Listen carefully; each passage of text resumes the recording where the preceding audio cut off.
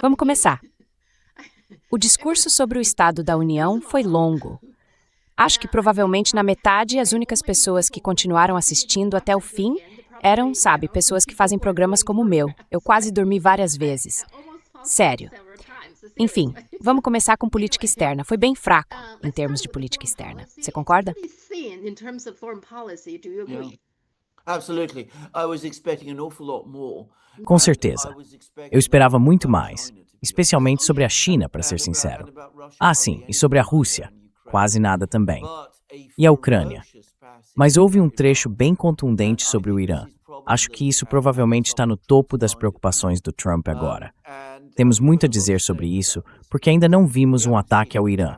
As últimas informações são de que, se acontecer, será em meados de março.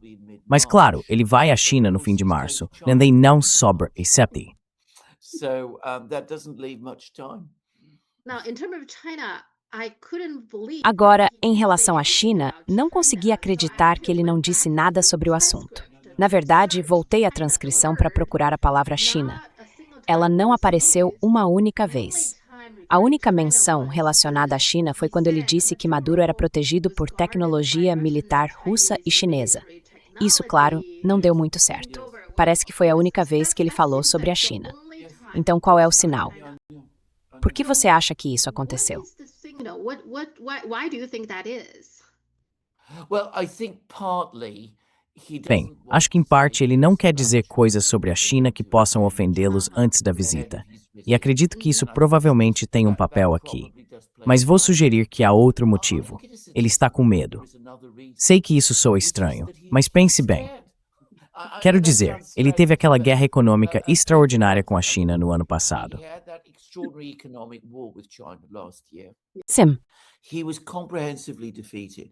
He had to go to South Ele foi Korea. completamente derrotado. Teve que ir para a Coreia do Sul. Foi constrangedor vê-lo com Xi Jinping. Acho que ele está muito intimidado pela China, na verdade. E acredito que, assim como as coisas não deram muito certo entre ele e Putin, agora ele está ainda mais assustado com a China e o PCC. Suspeito que esse seja provavelmente um dos motivos pelos quais ele está atacando o Irã com tanta força neste momento. Ele precisa parecer forte contra alguém. A China é forte demais. A Rússia também é mais forte do que ele imaginava. Então vai sobrar para o Irã. Russia's also stronger than he thought, so it's going to be Iran instead. Acho que com a Rússia, ele pensou que podia simplesmente dizer algumas palavras gentis e pronto, sabe? Ele achou que seria fácil colocar o Putin do lado dele. Mas o Putin não é alguém tão fácil de manipular ou controlar. No. But again, I think that like so many people in the US. Mas, novamente, acho que como tantas pessoas nos Estados Unidos, ele subestima profundamente a China. Quero dizer, ele ainda tem essa ideia da China como um país que se tornou economicamente bem-sucedido porque roubou toda essa tecnologia e todos esses empregos dos Estados Unidos. Ele achava que tudo o que Trump precisava fazer era bater a porta e encerrar tudo isso, e os chineses cederiam e aceitariam tudo o que ele quisesse. Acho que o maior choque para Donald Trump, pessoalmente, em 2025, foi perceber que não podia impor sua vontade à China. He couldn't impose his will on China. Sim, vamos voltar a isso. Agora, sobre o Irã, li que já estava tudo pronto para atacar o Irã, mas aí tiveram alguns problemas de esgoto no USS Ford. Parece algo bem sério, tipo agora ele está na Grécia ou em algum outro lugar e precisam deixar os soldados embarcarem só para usar os chuveiros e os banheiros. Essa é mesmo a razão, ou...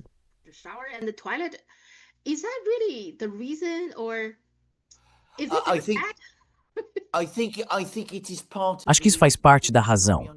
Na verdade, acho que isso não deve ser subestimado. Houve um estudo extraordinário do CSIS, que é um think tank de Washington, o Centro de Estudos Estratégicos Internacionais. Enfim, é basicamente o think tank do complexo militar industrial. E ele afirmou várias coisas. Primeiro, que as Forças Armadas dos Estados Unidos não são poderosas o suficiente para alcançar o tipo de objetivos que Donald Trump quer atingir no Irã. Não há navios de guerra suficientes. Não há aeronaves suficientes. Não há mísseis suficientes. Eles poderiam sustentar uma campanha militar por 4 ou 5 dias, mas não além disso.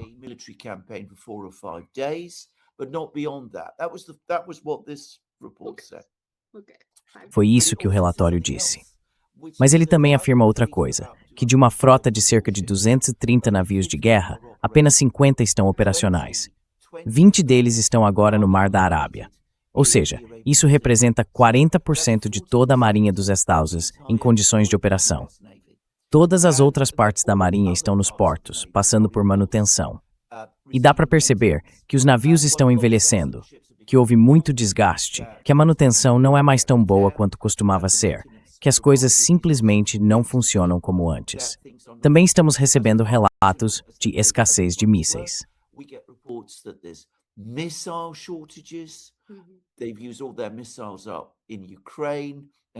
Eles usaram todos os seus mísseis na Ucrânia, lutando contra os Houthis e fazendo todo tipo de coisa. A impressão geral que tive foi de um exército bastante desgastado. Ainda é muito poderoso, quero dizer, não devemos dizer que não é poderoso, mas não é tão poderoso quanto costumava ser, digamos, há 20 anos. E isso é algo que está segurando os americanos. E claro, em toda a mídia houve relatos de que houve uma reunião no Salão Oval no domingo, em que os generais e o pessoal de inteligência disseram a Trump: olha, sim, podemos atacar o Irã, mas só podemos fazer isso por um curto período e pode não dar certo.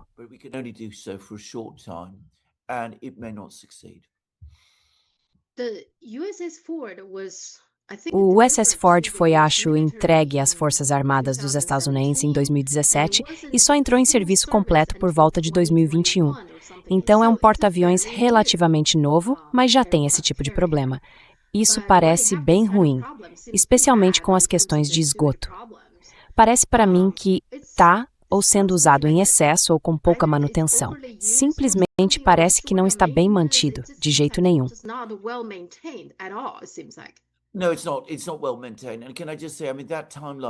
Não, não está. Não está bem mantido. E posso dizer que essa linha do tempo já é muito problemática. Quero dizer, 2017 foi quando entrou em serviço pela primeira vez. Há mais atrasos na produção do segundo porta-aviões dessa série. É amplamente conhecido que há muitos problemas agora nos estaleiros. Na verdade, apenas um. A Marinha dos Estados Unidos basicamente ficou com um único grande estaleiro, o que realmente constrói os porta-aviões. E ao que parece, a logística e a manutenção estão longe de ser tão boas quanto deveriam. O próprio Ford, pelo que entendo, tem navegado por cerca de 6 meses agora. E isso é muito tempo, aparentemente, para um porta-aviões. Quero dizer, novamente, parece incrível que um navio de guerra só possa operar por 6 meses antes de ter que retornar ao porto. Mas parece que é assim mesmo.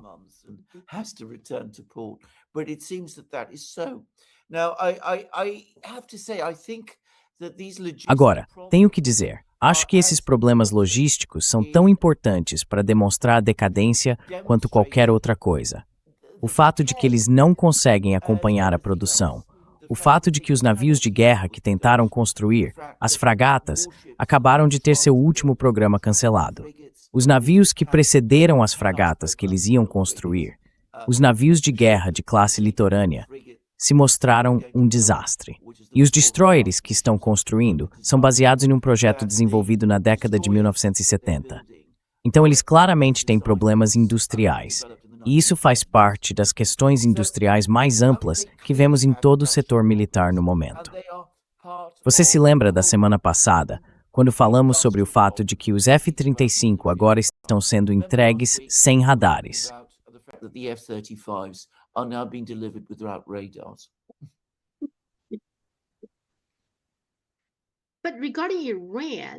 Mas em relação ao Irã, por um lado, ele falou sobre esse martelo da meia-noite, que parece ser uma operação muito bem sucedida que supostamente já destruiu todas as instalações nucleares do Irã. Então, qual é a justificativa para ele atacar o Irã agora? Eu não sei, quer dizer, a mensagem é muito confusa.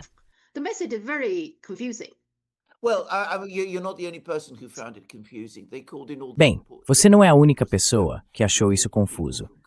Eles chamaram todas as pessoas importantes. Bem, chamaram todos os foram 7 membros importantes do Congresso para ler isso. E vários deles saíram dizendo que simplesmente não conseguiam entender qual era o objetivo de todo o ataque. Quer dizer, nenhum motivo ou explicação real para o ataque foi apresentado. Se você olhar para as palavras de Trump, se ler o que ele disse no discurso do Estado da União, a impressão que eu tenho é que o motivo pelo qual ele quer atacar o Irã é simplesmente porque ele odeia o Irã.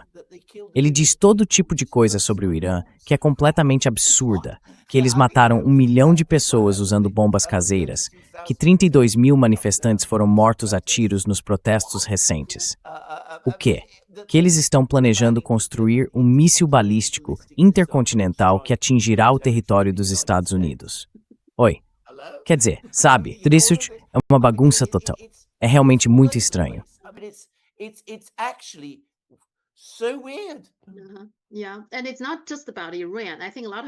E não é só sobre o Irã. Acho que muita coisa está completamente fora de controle. É o todo. A Venezuela, eles acabaram de ter outro ataque, um ataque a um barco, certo? Eles atingiram um barco, ontem. Mas ele manteve o discurso, disse que agora a Venezuela é a nova amiga e parceira. Viu? Essa é outra coisa confusa. O que exatamente ele está dizendo aqui? Não entendo.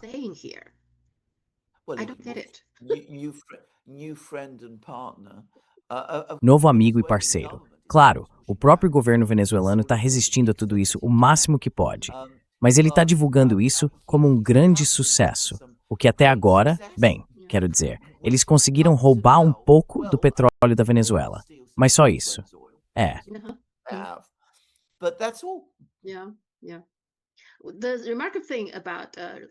O notável sobre a Venezuela é que desde o início, ele deixou muito claro que se trata de petróleo. Ele simplesmente disse, precisamos ser donos desse petróleo, certo? Então isso é meio interessante. Rússia e Ucrânia, ele não falou muito, né? Só disse que 25 mil pessoas morrem por mês. Acho esse número meio interessante. Mas mesmo assim, ele não disse qual é a solução, sabe? Para onde isso está indo. Nada, né?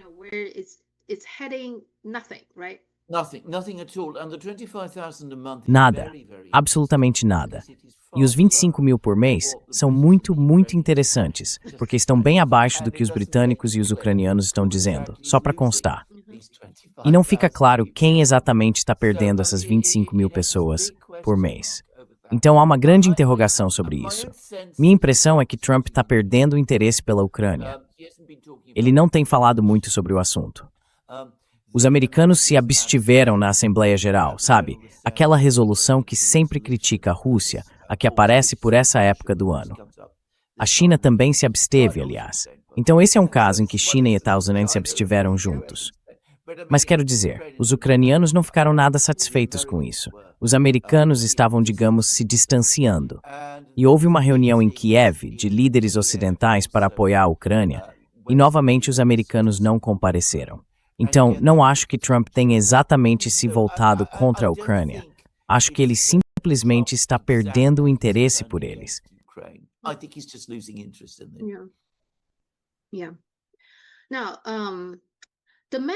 Agora, no âmbito interno, ele falou muito sobre suas conquistas.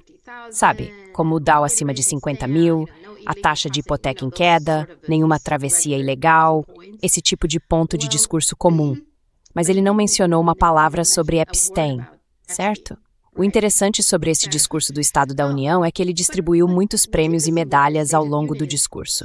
Tipo, metade do tempo. Parte do motivo de ter sido tão longo foram as ovações de pé e a entrega de prêmios, essas coisas. Tudo parece mais um show agora, mais do que qualquer outra coisa, não é?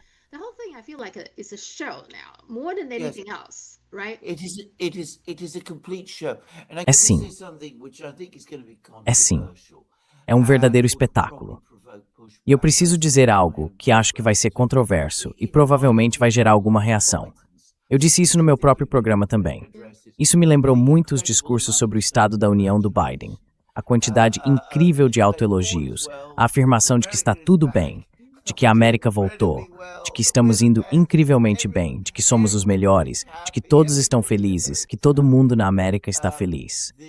O uso incrivelmente seletivo e enganoso de estatísticas jogadas por aí como confete, sem qualquer tentativa real de explicar o que elas realmente significam. what any of them actually mean. The refusal to discuss A recusa em discutir quaisquer problemas reais. Quero dizer, nós até reconhecemos que existem problemas. Quero dizer, isso é, aliás, sabe, é aqui que você ouve Xi Jinping. E quando Xi Jinping fala, quando há um relatório feito por ele, para o Comitê Central ou para o Parlamento, ele diz, olhem, isto é o que conquistamos. Isto é o que precisamos conquistar. Aqui estão os problemas. É assim que vamos enfrentá-los.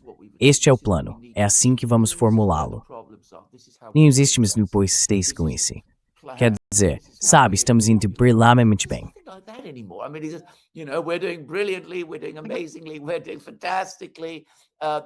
Estamos indo incrivelmente bem.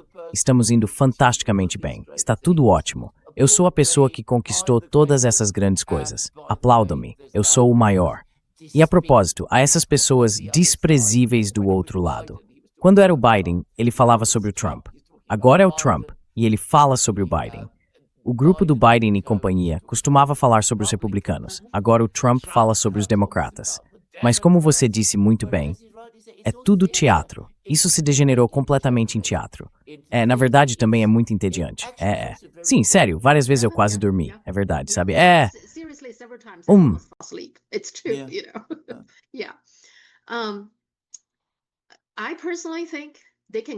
Pessoalmente, acho que eles poderiam acabar de vez com o discurso sobre o Estado da União.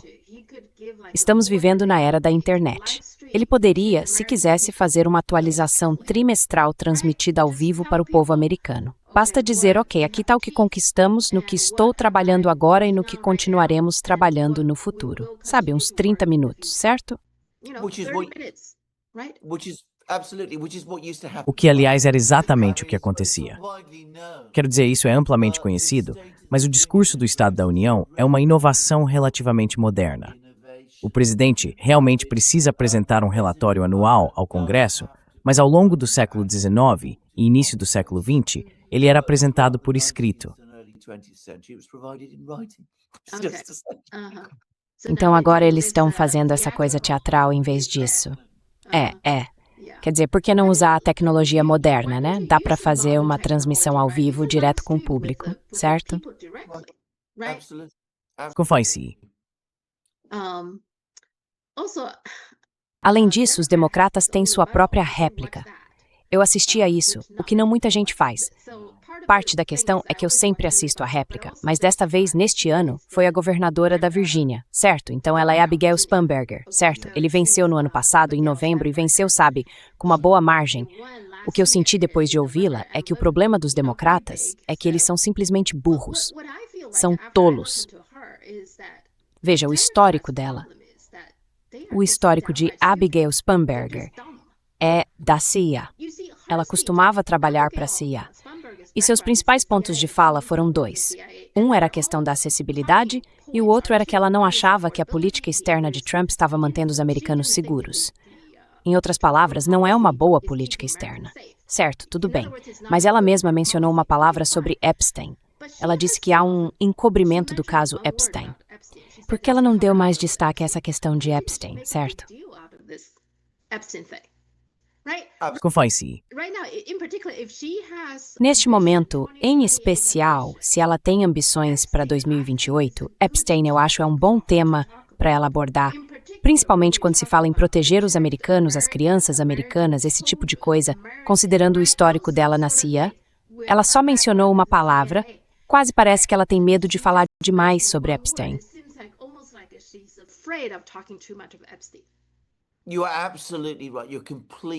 Você está absolutamente certo. Você está completamente correto. Eu trabalho de perto com políticos. Nunca fui um, mas minha tia foi. E eu ajudei a escrever um dos discursos dela. O que se faz em uma situação como a que estamos vivendo hoje nos Estados Unidos é focar, como oposição, nas coisas que mais preocupam as pessoas. E a única coisa sobre a qual todo mundo está falando, você vê nas redes sociais, em conversas, em todo lugar, é Epstein. Então você foca em Epstein. Você diz, este é o presidente que disse que ia drenar o pântano. E o que ele está fazendo? Está protegendo o pântano. Está tentando manter todos os documentos escondidos. Nós insistimos, exigimos que tudo venha à tona agora. E eles não fazem isso, não. Não fazem, porque não são uma oposição de verdade.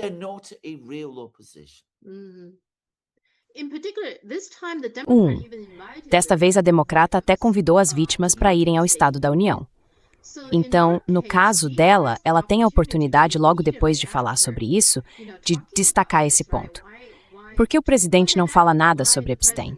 Não há investigação, certo? Eu só acho que eles sempre perdem a oportunidade. De alguma forma, os democratas sempre acabam dando a eles a melhor oportunidade e mesmo assim eles perdem. Eles simplesmente não conseguem aproveitar, certo? Completamente certo. Concordo totalmente. Sim, uma coisa que também quero te perguntar. Eu sinto que nas décadas de 70 e 80, o Congresso dos Estados-Unidos era muito mais poderoso do que o Congresso atual, especialmente o Senado. Tô certo? Não há absolutamente nenhuma dúvida. Você está completamente certo. Não apenas era muito mais poderoso, mas é claro, havia pessoas sérias. Quero dizer, lembro-me de muitos deles daquela época. Tip O'Neill, que era o presidente da Câmara. Eu não gostava dele, achava-o profundamente corrupto, mas ele certamente era uma figura política poderosa. Depois havia pessoas como Sam Nunn, que era, você sabe, um intelectual da defesa. Havia Ted Kennedy. Havia todo tipo de gente no Congresso naquela época. Hoje você olha e vê completos desconhecidos. E se voltar ainda mais no tempo, havia pessoas como Fulbright, havia outros, gigantes da política e da vida americana. Não há ninguém assim hoje. Quero dizer, um Senado em que alguém como Lindsey Graham é considerado uma pessoa importante. É realmente, sabe, lamentável. Mas por que isso? Por que foi nas décadas de 70 e 80 que existiam pessoas assim? Hoje em dia, simplesmente não temos mais esse tipo de gente no Senado.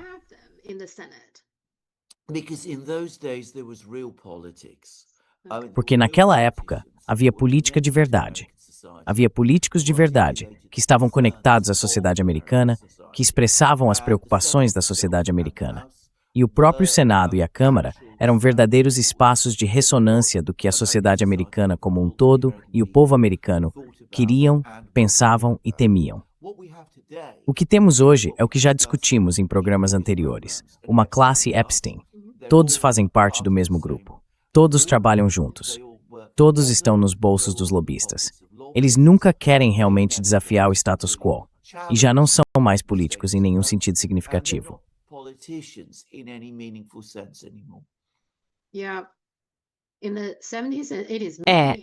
Nos anos 70 e 80, talvez fosse por causa da União Soviética, não sei. Parecia que eles estavam mais interessados em governar o país juntos, eu acho. Hoje em dia eles brigam, mas eu não sei pelo que realmente estão brigando. Eles protegem as mesmas pessoas. Todos são muito corruptos. De novo, acho que o colapso da União Soviética não foi uma coisa boa para os Estados Unidos. Não, eu me lembro de ter dito isso na época. Eu disse que seria um desastre para os Estados Unidos. Quero dizer, foi a existência da União Soviética que manteve a América sã. Veja bem, eu disse isso, ainda digo. A existência da China hoje está deixando os Estados Unidos loucos. Você pode ver a diferença. Sim, da cabeça. Perder-se.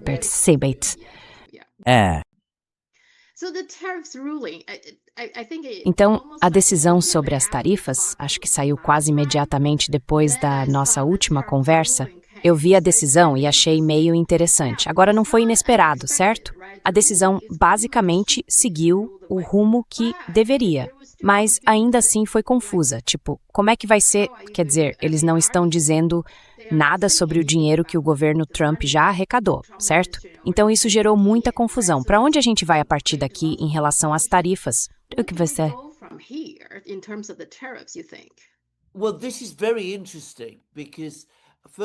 Bem, isso é muito interessante, porque antes de tudo, a decisão de que o que Trump estava fazendo era inconstitucional está obviamente correta.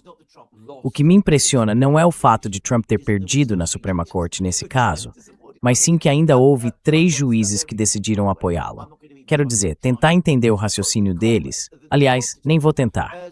porque o Congresso, a Constituição, como Roberts apontou corretamente, nesse ponto é tão clara quanto possível. Então a Suprema Corte diz que isso é inconstitucional, é ilegal. E o que acontece é, nenhuma compensação é concedida, nenhuma indicação de que o dinheiro que as pessoas foram obrigadas a pagar, que deve chegar a dezenas de bilhões, deva ser devolvido. E o próprio presidente fica emburrado e irritado com isso. And is angry about it, and it sulks again, by the way, in the State of the Union. E ele faz birra de novo, aliás, no discurso do Estado da União. Depois, simplesmente aparece e impõe tarifas mais uma vez, fazendo a mesma coisa ilegal e inconstitucional que fez antes, mas usando outro estatuto para se dar autoridade para isso. Agora veja bem, antigamente, e falo aqui como ex-advogado, eu teria dito que isso era impossível. Quero dizer, o que é óbvio e correto a se fazer é ir ao Congresso e dizer eu tenho uma política tarifária, me apoiem nisso. É assim que se deve proceder. Não sair por aí procurando leis antigas dos anos 60 ou 30 e dizer que elas me dão 150 dias para impor tarifas e ao final desses 150 dias posso reimpor as mesmas tarifas por mais 150 dias e continuar fazendo isso o tempo todo. Quero dizer, isso não é respeito pela lei. This isn't respect for law. Está simplesmente destruindo tudo. Refusing to pay money back. Recusar-se a devolver o dinheiro às pessoas de quem ele foi tirado ilegalmente. Isso não é respeito pela lei, é uma violação dela. Mais uma vez, isso mostra o declínio jurídico e institucional que vemos nos Estados Unidos.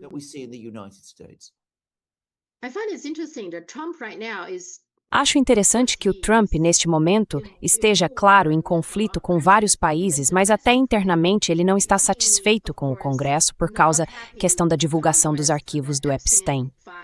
E, claro, depois da decisão mais recente do tribunal, ele também não está contente com eles.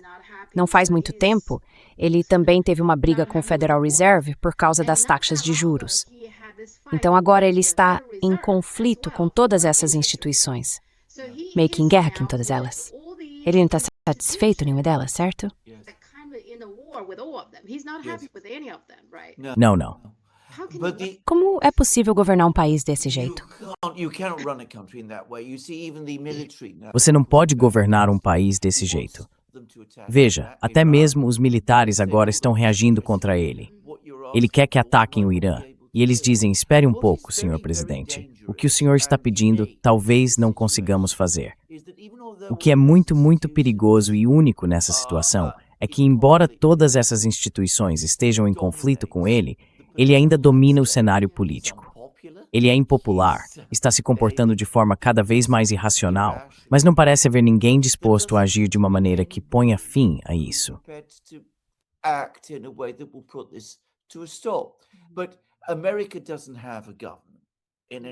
Mas os Estados Unidos não têm um governo em nenhum sentido sério da palavra.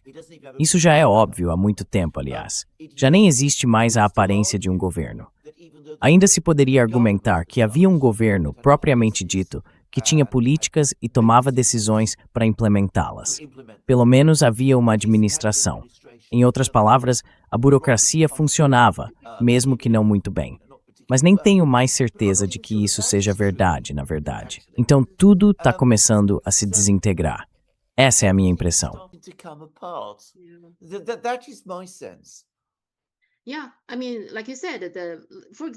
Quero dizer, como você disse, por exemplo, com o caso Epstein, o Congresso aprovou essa lei, foi aprovada por ampla maioria. Mas ainda não há investigações sobre ninguém.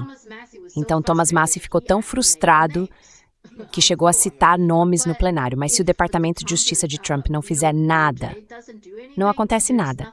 Parece que ninguém pode obrigá-lo, então ele ainda não vai investigar ninguém. O Federal Reserve, ele vai trocar o presidente do Federal Reserve em maio.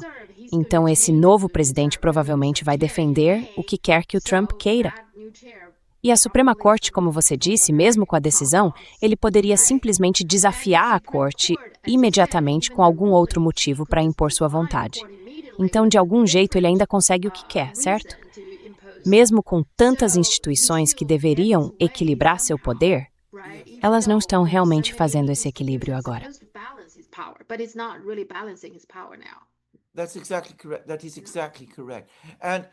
Isso está exatamente correto. Isso está exatamente correto. E não é Donald Trump, o homem, quem deve ser culpado por isso.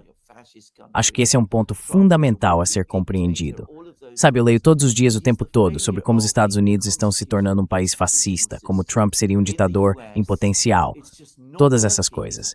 É o fracasso do sistema constitucional e institucional dos Estados Unidos. Simplesmente não está funcionando. Não está mais operando. Está simplesmente incapaz de conduzir o governo. Bem, sabe, vou te contar uma coisa. Cerca de 10 meses atrás, fiz uma viagem à Geórgia, você provavelmente se lembra. E havia um grupo inteiro de pessoas de lá da Universidade Tufts. Um deles, aliás, tenho quase certeza, era da CIA ou tinha alguma ligação com a CIA. Um homem adorável, aliás.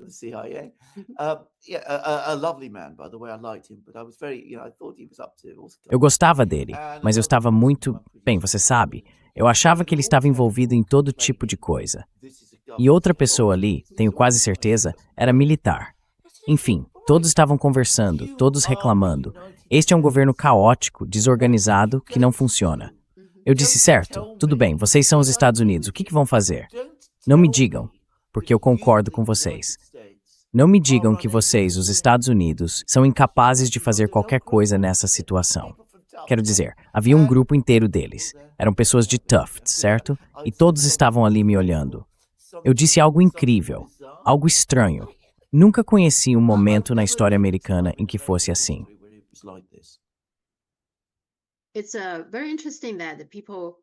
É muito interessante. As pessoas, como os membros do Congresso, certo? Não é fácil entrar no Congresso.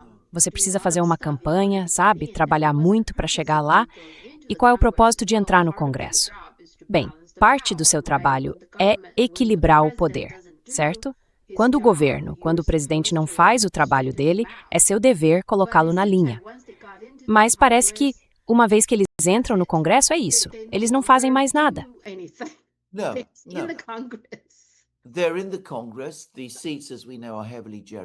Eles estão no Congresso. Esses assentos, como sabemos, são fortemente manipulados por gerrymandering. É muito difícil remover as pessoas depois que elas entram. Muitos veem isso como um meio de ganhar muito, mas muito dinheiro. Já vimos alguns exemplos extremos de corrupção. Houve o caso do senador Menendez, não foi, há alguns meses? Então, sabe, eu suspeito que ele seja apenas um caso extremo disso. E ele era um senador poderoso. Então não há senso de honra, dever ou obrigação. Nenhum senso de você está onde está, porque está ali para servir e cumprir um propósito maior. Parece que nada disso existe mais. Vamos olhar para a visita de Trump.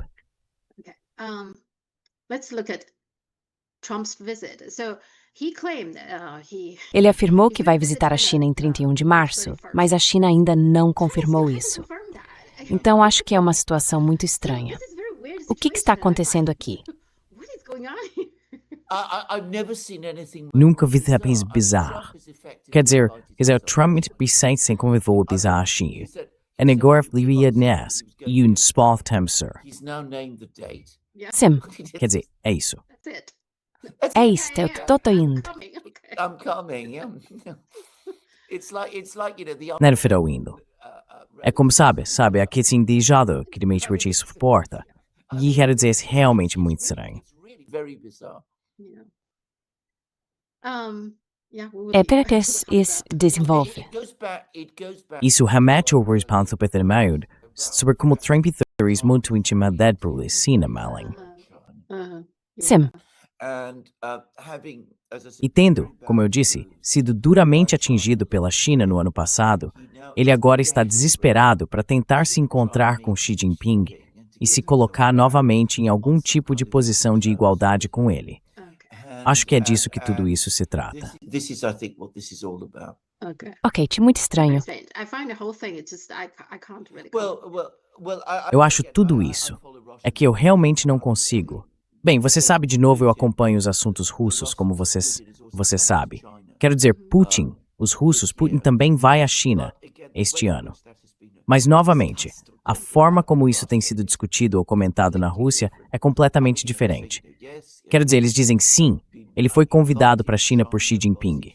Não, eles ainda não definiram uma data. Sim, Haverá discussões sobre isso. Espere pelo anúncio. É assim que deveria ser.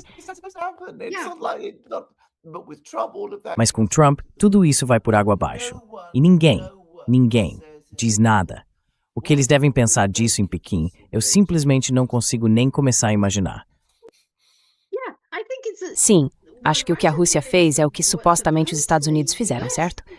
Estamos apenas discutindo a data agora, então não há mais nada a dizer.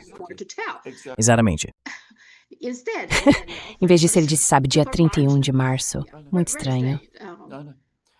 Convidar a si mesmo para o país de outra pessoa. Quero dizer, é impressionante. Acho que nem a China sabe como lidar com alguém assim, certo? Sabe, não é assim que política externa ou diplomacia funcionam. Bem, acho que a China sabe exatamente como lidar com isso, mas está sendo muito cautelosa. Com razão, eles não querem dizer, bem, na verdade, Donald Trump não foi convidado, porque não querem tornar uma situação que já é muito ruim ainda pior. Mas há uma coisa da qual podemos ter absoluta certeza. Sempre que Donald Trump aparecer na China, Xi Jinping, Wang Yi, todos no governo chinês, estarão completamente preparados. Eles terão todos os fatos na ponta dos dedos. Serão capazes de dizer a Trump o que precisam dizer. E certamente serão pegos de surpresa. Certo, tudo bem. Grã-Bretanha. Então, Mendelssohn foi preso. Estávamos falando sobre como ele não tinha sido preso, mas logo depois disso ele foi. Depois ele foi solto. O que foi aquilo? Qual foi o propósito da prisão?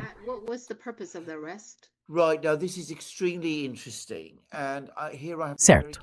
Agora, isso é extremamente interessante e preciso ter muito cuidado aqui porque, claro, moro na Grã-Bretanha e há leis extremamente rigorosas que regem esse tipo de coisa.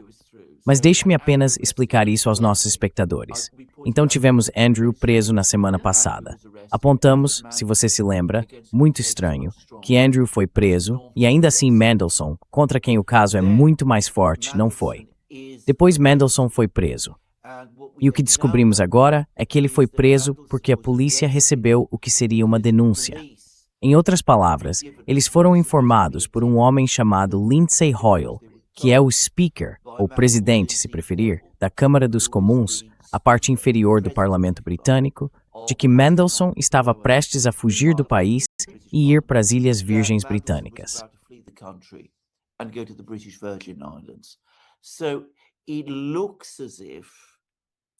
Parece então que a polícia foi instigada a prender Mendelssohn. Agora, Lindsay Hoyle é um amigo pessoal próximo do primeiro-ministro, Keir Starmer, e já o ajudou no passado. E logo após a prisão de Mendelssohn, Keir Starmer declara à Câmara dos Comuns: prometi fornecer a vocês todos os documentos relacionados à nomeação de Mendelssohn como embaixador britânico nos Estados Unidos. Mas agora não vou mais fornecer esses documentos, porque Mendelssohn suis o ministerium puisiatendamente. Então é pode ser tudo. Por vantar as peças.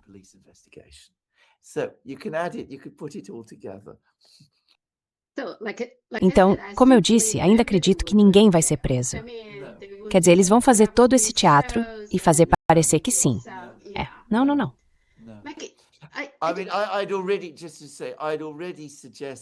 Quer dizer, eu já tinha, só para deixar claro, eu já tinha sugerido no meu próprio canal no passado que provavelmente haveria algumas informações nesses documentos, que Mendelssohn não vai, que Starmer não vai nos mostrar agora, e que seriam politicamente muito prejudiciais para o próprio Starmer. E eu expliquei no meu canal com bastante detalhe por que penso isso. Houve coisas que o ex-chefe de gabinete de Starmer insinuou que estavam nesses documentos, e eu não achava que Starmer, se elas realmente estivessem lá, conseguiria sobreviver politicamente.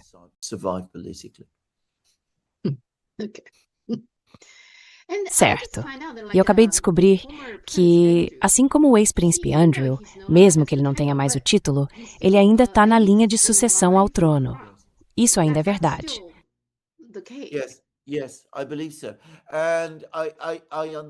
Sim, acredito que sim. E entendo que isso exigiria uma mudança por parte do parlamento, porque a forma como alguém se torna rei já é regida por leis existentes. E, como ele é filho da antiga rainha, está na linha de sucessão ao trono, caso as 7 pessoas à sua frente viessem a falecer.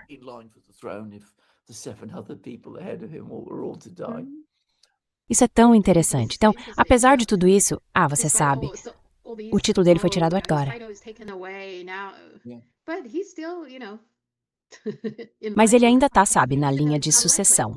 Mesmo que seja improvável, é claro, há 7 pessoas antes dele, ainda assim isso não muda, sabe? A coisa real não está mudando. E então, na Noruega, esse Thorbjørn Jagland tentou se suicidar e agora está no hospital. Fico me perguntando quanto disso é encenação, se ele realmente tentou se matar ou...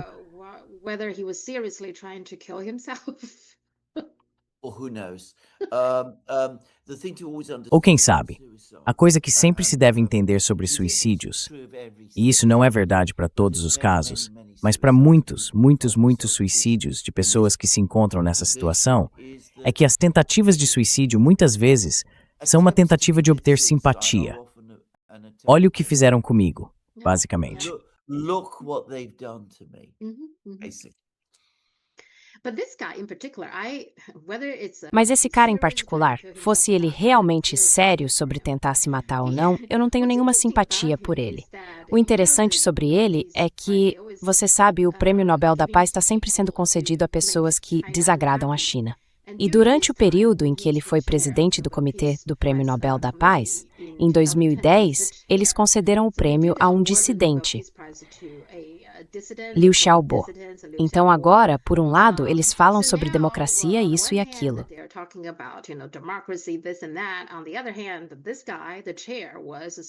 Por outro lado, esse cara, o presidente, estava de férias com Jeffrey Epstein, você sabe, um pedófilo. Isso foi em 2010, depois que Epstein já havia sido condenado em 2008. Então acho tudo isso tão irônico e completamente divertido para mim. Uma coisa sobre Liu Xiaobo, porém, que é meio interessante, é que eu pessoalmente não acho que ele seja um cara mau. Ele está tentando derrubar o governo, você sabe, o governo chinês ou algo assim. Ele é um pouco como ele e seu chefe Zhao Ziyang. Acho que eles eram um pouco como Gorbachev. Gorbachev é meio cruel.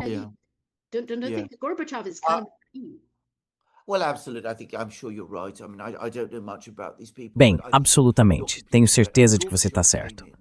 Quero dizer, não sei muito sobre essas pessoas, mas acho que você está completamente correto. Gorbachev assumiu o cargo, tornou-se secretário-geral do Partido Comunista na União Soviética e quis realizar todo tipo de reformas que ele nunca realmente pensou ou preparou adequadamente. Ele presumiu que seria muito fácil, que se encontraria com os americanos e eles lhe dariam apoio. De alguma forma, ele passou a acreditar que os americanos eram os mocinhos. E é claro, não eram. Muito ingênuo, no fim das contas.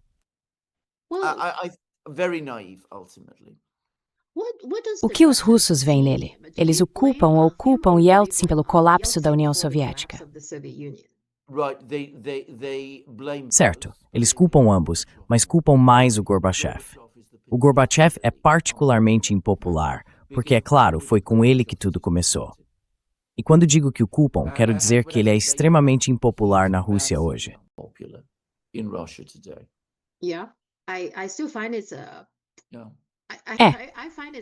Ainda acho difícil entender que ele não tenha, sabe, realmente insistido em colocar isso por escrito, que a OTAN não teria expansão além da Alemanha Oriental, certo? Ele não colocou isso no papel.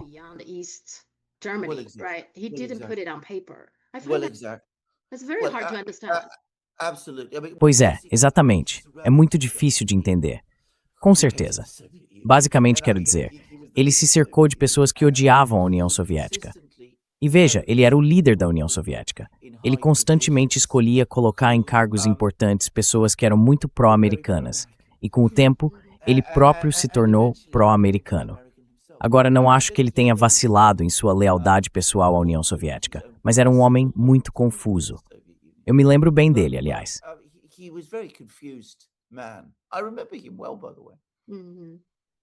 O Gorbachev é bem estudado, sabe, durante aquele período na China. Houve muitas discussões sobre como a União Soviética entrou em colapso.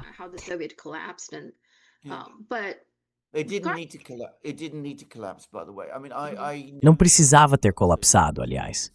Quero dizer, eu sei o suficiente sobre a União Soviética para poder dizer que ela certamente tinha problemas econômicos significativos, mas não eram do tipo que não poderiam ter sido resolvidos por um governo muito mais lúcido e eficaz do que aquele que Gorbachev formou. Quero dizer, se você olhar para o tipo de desafios que Stalin teve de enfrentar nos anos 30, eles eram de uma escala completamente diferente.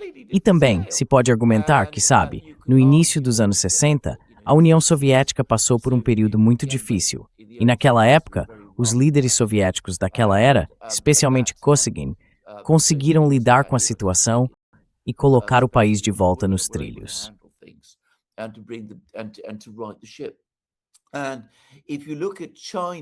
E se você olhar para a China, na década de 1970, quero dizer, ela também enfrentava um conjunto inteiro de desafios.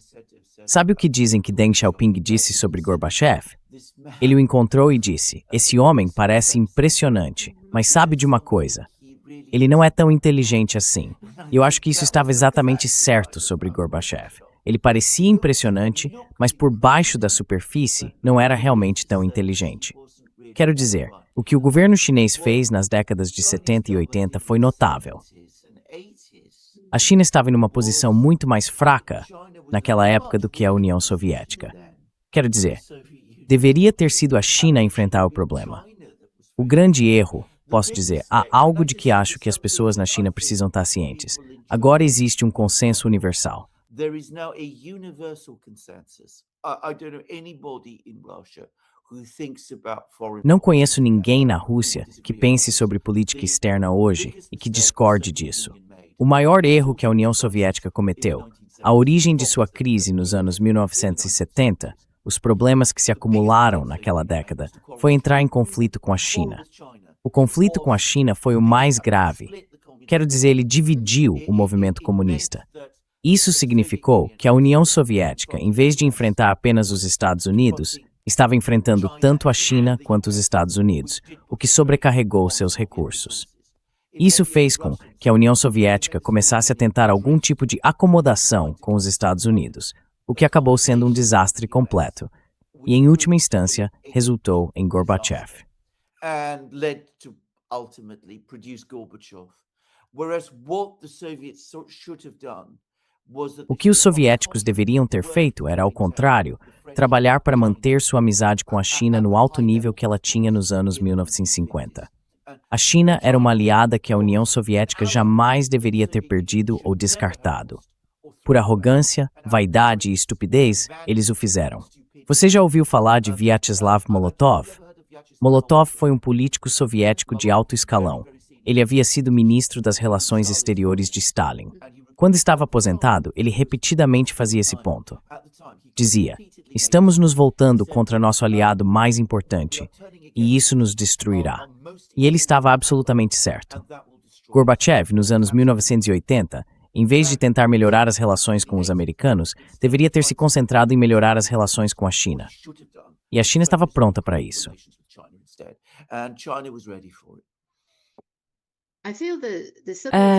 Eu acho que o erro dos soviéticos, sabe, especialmente depois de Stalin, foi tentar dominar a China. Eles meio que se tornaram uma potência imperialista por conta própria.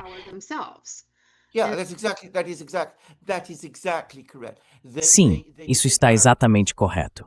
Eles se tornaram arrogantes e acharam que podiam tratar a China como se fosse a Romênia ou algo do tipo, o que não era. Quero dizer, eles se viam como o irmão mais velho e a China como o irmão mais novo, o que é ridículo. Agora, Stalin, que foi muitas coisas, mas também um grande homem, tinha um interesse muito profundo pela China. Ele conhecia muito bem a China e, aliás, teve 2 reuniões com Mao. Ele pensava sobre a China de uma forma profundamente diferente. Simplificando, Stalin era um homem muito mais inteligente e muito melhor educado do que os líderes soviéticos que o sucederam.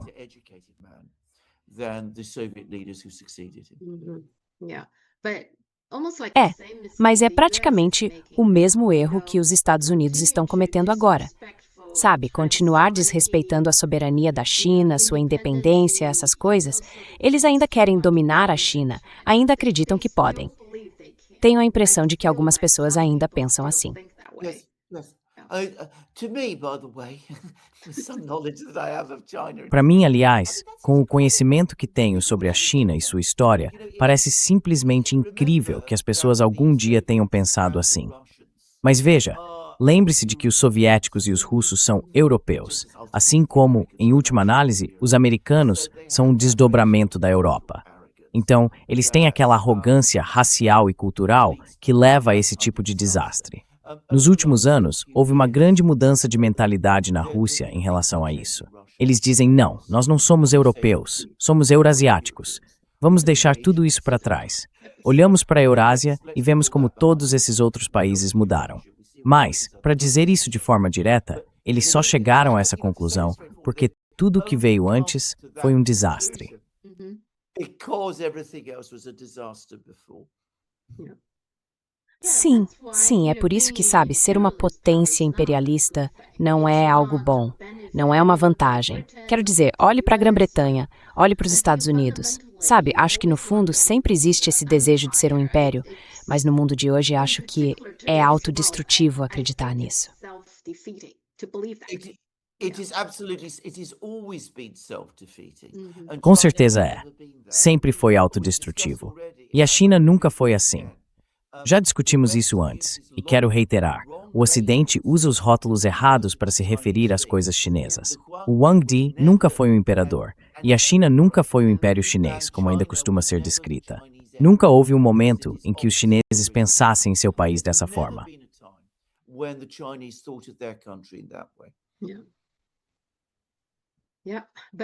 Mas é difícil mudar a opinião dessas pessoas. Elas parecem muito teimosas em acreditar que o império é algo bom e, sim, querem preservá-lo a qualquer custo.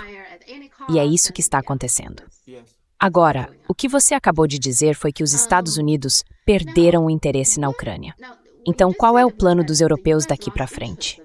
A novidade mais recente é que os países da União Europeia estão muito irritados com a Hungria, porque eles tinham um plano para sancionar a Rússia e a Hungria bloqueou isso, além de também ter bloqueado o empréstimo para a Ucrânia. Então, daqui para frente, qual é o plano da UE?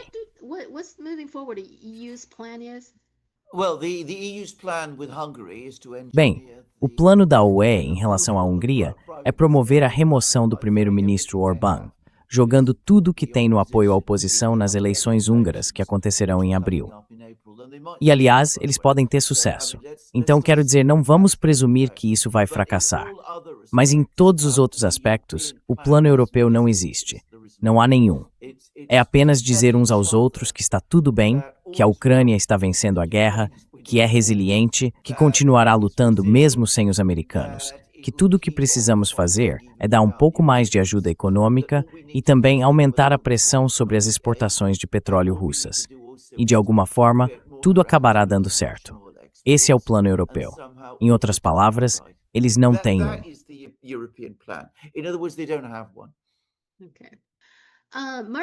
Certo. Scholz está visitando a China neste momento. Então, assim que chegou ao aeroporto, ele fez um discurso bem rápido.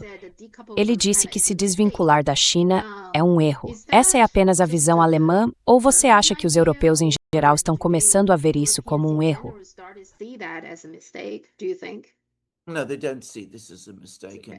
Não, eles não veem isso como um erro. E claro, o que Scholz está dizendo, e lembre-se, ele está dizendo isso em uma viagem à China, é que ele enfrenta uma grande crise econômica na Alemanha. As empresas estão fechando, tudo está em uma situação muito, muito ruim. E a razão pela qual a economia alemã era forte há alguns anos é porque recebia gás barato da Rússia e também porque mantinha relações econômicas muito boas com a China.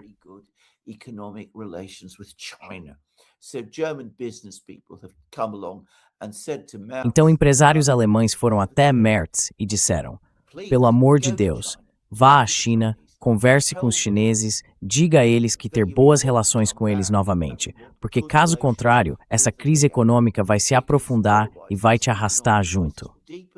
É por isso que Merz foi à China, e é por isso que ele está falando do jeito que está. Mas ele mesmo não acredita realmente nisso. Tenho acompanhado Merz muito, muito de perto. o charme social e culturalmente esgorciado, quais pode ser. Racially and culturally arrogant as it gets, by the way. Os europeus ainda gostam de falar sobre valores. Eles sempre dizem: queremos trabalhar com países que compartilham nossos valores. Mas afinal, de que valor eles estão falando? Pelo que vejo, foi isso que aconteceu no último ano. Eles apoiaram um genocídio em Gaza. Quer dizer, não há outra forma de dizer isso. Eles apoiaram até o momento em que realmente não puderam mais. Então fizeram alguns discursos aqui e ali, mas na prática estavam apoiando um genocídio. E depois viram os Estados Unidos, seu aliado, o líder de sua aliança, sequestrar o presidente de um país independente e soberano, Maduro, na Venezuela. E agora todo esse caso Epstein, os arquivos Epstein, expuseram um por um, sendo perversos, fazendo coisas horríveis. São essas as coisas de que eles falam quando falam em valores. Qual é o valor europeu?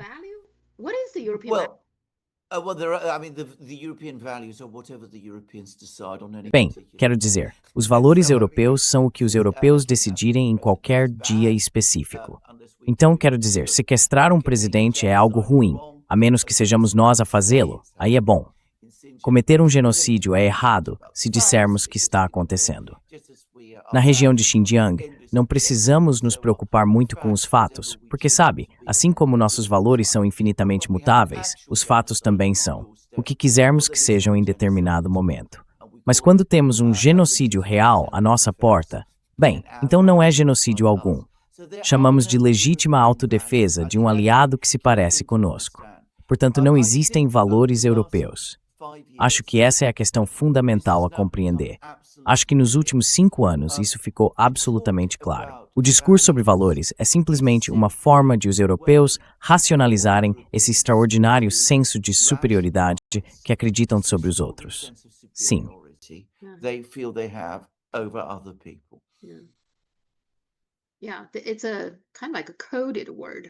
É meio que uma palavra codificada, né? Uma coisa interessante sobre os chips, por exemplo, o mais recente, o H200. Lembra que houve uma grande disputa? Então o Trump finalmente concordou. Ok, a NVIDIA pode vender o H200, mas até agora eles não venderam nenhum H200 para a China. E eu acho que eles estão um pouco irritados com isso, sabe? Tipo, como assim, China? Você não quer nossos chips ou algo assim? Agora eles afirmam que a China, como a DeepSeek, está treinando seu próximo modelo usando o Blackwell, que é um chip mais avançado. Mas o Blackwell está proibido de ser vendido para a China. Mesmo assim, eles dizem que, de alguma forma, a China conseguiu acesso ao Blackwell e que a DeepSeek está usando para treinar seus modelos. Para mim, parece que os Estados Unidos estão quase ficando sem opções para competir com a China na área de alta tecnologia, então acabam inventando histórias pelo caminho. É isso que eles estão fazendo?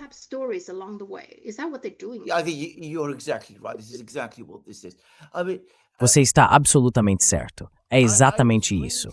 Quero dizer, li no Financial Times há apenas algumas semanas que a China lançou seu primeiro protótipo de máquina de litografia capaz de produzir os chips mais avançados. Tudo o que Taiwan consegue fazer, a China em breve também conseguirá. Então, por que os chineses deveriam ficar correndo atrás de chips inferiores produzidos pela indústria americana, se podem fabricar chips melhores por conta própria? Qualquer um que ache que a China não é capaz de produzir os chips mais avançados, está completamente iludido, ou é um tolo. É simples assim.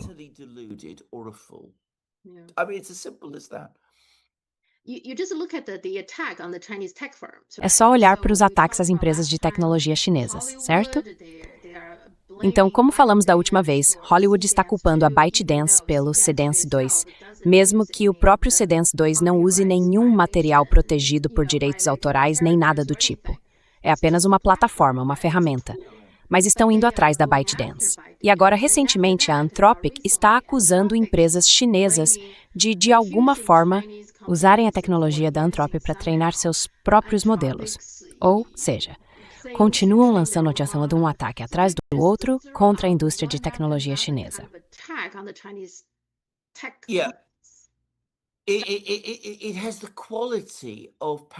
Há algo de paranoico nisso. É como se dissessem, é impossível que essas pessoas consigam fazer isso sozinhas. Como poderiam? Somos superiores a elas. Elas não podem ser tão boas quanto nós. Quero dizer, deve haver alguma coisa sinistra, maligna, que essas pessoas más e inferiores estão fazendo para conseguir isso de nós, ou aquilo, ou qualquer outra coisa. É ao mesmo tempo paranoico e também histérico. Porque essas pessoas são más e porque estão aqui para tomar o que quer que tenhamos, devemos fechar as empresas de mídia social delas. Devemos proibir as aplicações de EA delas, que, é claro, são melhores que as nossas, o que por si só é perverso e errado de alguma forma. Há algo profundamente histérico nisso. There's something deeply hysterical about it. Sim. Bem, a última coisa, as Olimpíadas, é de rir. Então, há uma atleta, o nome dela é Aileen Gu. A mãe dela é chinesa e ela está representando a China nas Olimpíadas. Para um atleta dos Estados Unidos ou de qualquer outro país, representar outro país é algo muito comum, não é? Mas aqui temos a Aileen Gu fazendo isso. E do vice-presidente ao Scott, todos comentaram como se ela estivesse fazendo algo terrível. Mas isso é algo que os atletas fazem o tempo todo, não é? Com certeza. Completamente, claro. Absolutely, completely, of course. I mean, bullying- Intimidando uma jovem mulher. Sim, sim. E tem outra mulher, Zoe Atkin, que está competindo com Aileen Gu na mesma categoria, a disque livre. Zoe Atkin ganhou a medalha de bronze, ela também é americana, mas está representando a Grã-Bretanha. Yeah. Yeah. You see, what would have been Então veja, o que teria sido elogiado se fosse uma pessoa de ascendência chinesa escolhendo competir pelos Estados Unidos agora é visto como algo desleal ou até traiçoeiro quando é feito por alguém de ascendência chinesa representando seu próprio país em vez dos Estados Unidos. É, de novo, algo histérico. E como você disse muito bem, é algo que acontece o tempo todo.